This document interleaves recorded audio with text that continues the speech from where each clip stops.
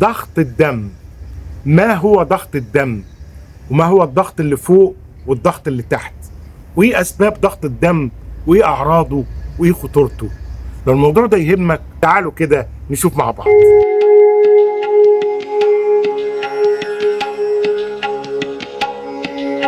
ورجعنا لكم تاني، معاكم دكتور مجدي المطر.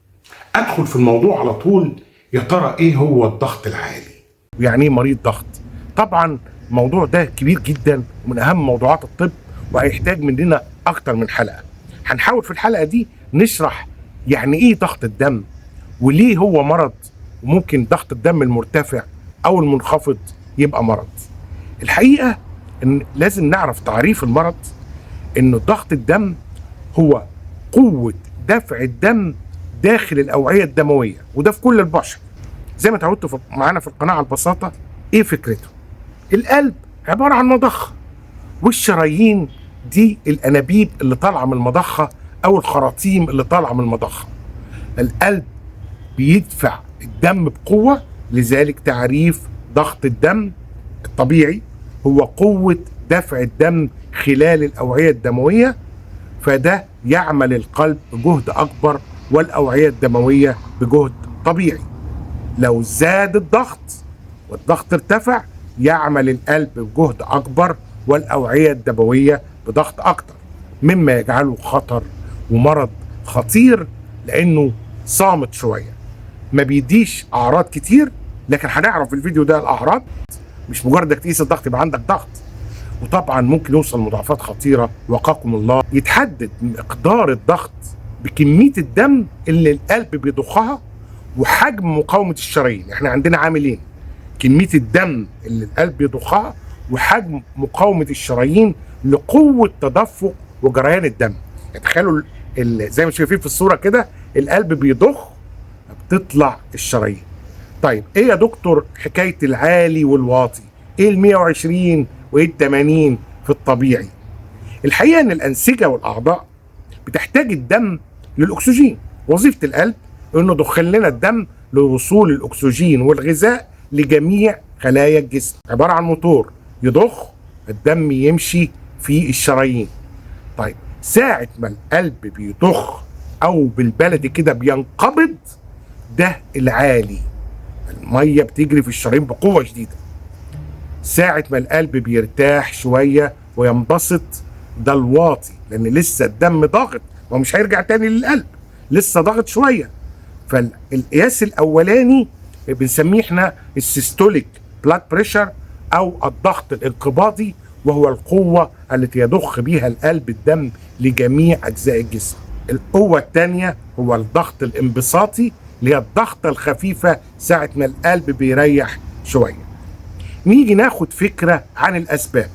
الحقيقه ان في نوعين للضغط: نوع الجوهري او الابتدائي وسببه الاساسي غير معروف، في عوامل وراثيه شويه وكده، لكن ليه الضغط بيرتفع مش معروف. وفي اسباب ثانويه، ان في حاجه في الجسم سببت ان الضغط بيرتفع. ولكن في الحالتين في عوامل مساعده هنعرفها دلوقتي وعوامل خطوره. زي مثلا نمره واحد العامل الوراثي. لو بابا او ماما او جدي او جدتي او خالتي عندها مشاكل في الضغط كتيره، يبقى انا لازم ان انا احاول ان انا اقيس الضغط بصفه مستمره. نمره اتنين التقدم في العمر. التقدم في العمر، كل ما العمر يزيد كل ما الشرايين دي تتعب. كل ما الشرايين تتعب يسبب ان مقاومتها تقل، يسبب مشاكل في الشرايين، انه الضغط بيزيد. كمان السيدات الحوامل والمرضعات يحصل عندهم ارتفاع في الضغط، لان في ضغط على الجسم نفسه. السمنه من اهم اسباب ارتفاع ضغط الدم، لان الشرايين بيدخل فيها كوليسترول، وعملنا حلقه بالتفصيل عن الكوليسترول وعن تصلب الشرايين. اللي ما شافهاش احط له الرابط بتاعها يشوفها بالتفصيل. التدخين بكل انواعه، شرب الخمور والالكحول والحمد لله مش منتشر في وطننا العربي. والضغوط النفسيه، اسمها ضغوط، كل ما الانسان في ستريس كل ما الضغط يزيد. كمان النمط الغذائي الغير صحي، بالذات الملح. ليه الملح؟ لان الملح بيمص الميه، بيحبس الميه، فبيبقى الشرايين مركزه، الدم مركز. طول ما الدم مركز يحصل ضغط اكتر، غير لما يبقى ايه الدم مخفف يحصل انسيابيه في ضغط تدفق الدم ده على الشرايين. وبعض الامراض المزمنه زي السكر، زي الغده الدرقيه، ونمط الحياه الخامل. جسم الانسان لما يبقى ترعه راكده كده مفيش حركه، في خمول، يحصل ارتفاع في ضغط الدم. كمان مهم جدا زياده اكل السكريات. هتقول لي السكريات، مال السكريات والموضوع؟ لا، اصل في حاجه اسمها متلازمه الايض، هي عباره عن انك انت حضرتك بتاكل سكريات.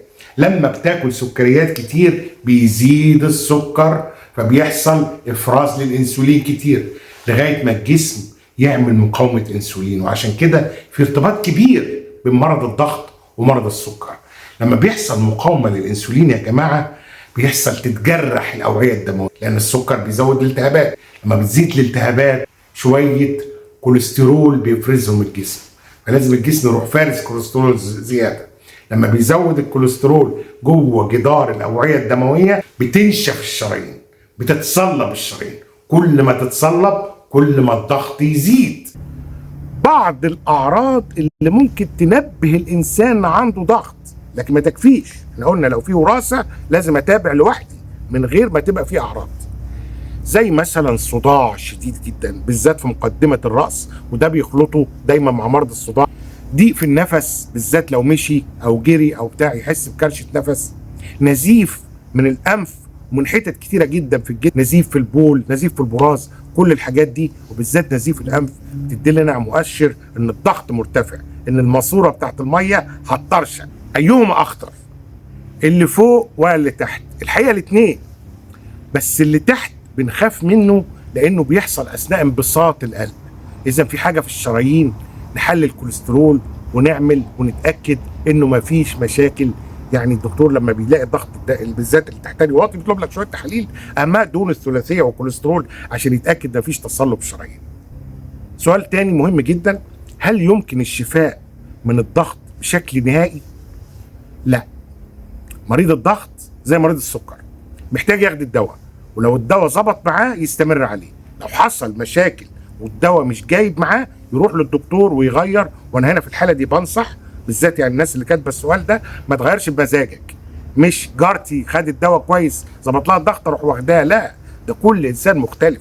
الضغط بتدخل فيه عوامل كتيره جدا، القلب، الشرايين، الاوعيه الدمويه، الكلى. بالنسبه لقياس ضغط الدم هنعمل لكم فيديو بالتفصيل عن قياس ضغط الدم وازاي تقيس ضغط الدم.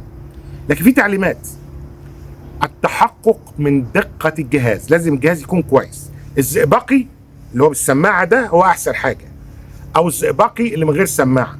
اما الاجهزه المانيوال حتى في المانيا الواحد اللي بيقيسها ممكن جدا تديك قرايه وتخضك، تلاقي الضغط عالي وانت ما عندكش حاجه. كمان قياس الضغط مرتين في اليوم وتكرر العمليه. احنا بيجي لنا دكتور مريض في العياده وبنقيس له الضغط تلاقي عالي، بنسكت نستنى ربع ساعه نجيب له كوبايه ميه يشربها ونقيس تاني نلاقي نتيجه مختلفه. ليه؟ عشان هو كان بيتحرك الضغط عالي. ده مش ارتفاع ضغط. ارتفاع الضغط لما يستمر مده طويله. نقطه تانيه مهمه جدا، عدم قياس الضغط مباشره اول ما تصحى من النوم. مش اول ما تصحى تقيس الضغط، لا، لان انت ونايم بيحصل ارتخاء في الاوعيه الدمويه ويحصل ارتخاء في عضله القلب، فبالتالي ما بيحصلش النتيجه اللي احنا عايزينها. اللي احنا عايزين نعرف عندك ضغط عالي او ضغطك كويس. كمان الجلوس مش تقيس وانت واقف، بهدوء قبل اجراء القياس واثناء القياس لمده 5 دقائق وانت وضع مريح، وما تتكلمش، تقعدش تحكي مع الدكتور. حتى لو هيسمع بالسماعه وجهاز الكتروني لازم تبقى ريلاكس وهادي علشان يعرف يقيس لك الضغط. كمان اكتب دايما القرايه عشان توريها للدكتور. دي كده اعتقد جاوبت على السؤال بتاعك. دي كانت فكره عن اسباب واعراض ضغط الدم. طب ازاي اعرف ان عندي ضغط وازاي اقيس ضغط الدم؟ ده اللي هنعرفه مع بعض في الحلقه الجايه. انتظروني في الحلقه الجايه. ماجد المنقبادي، طب ببساطه.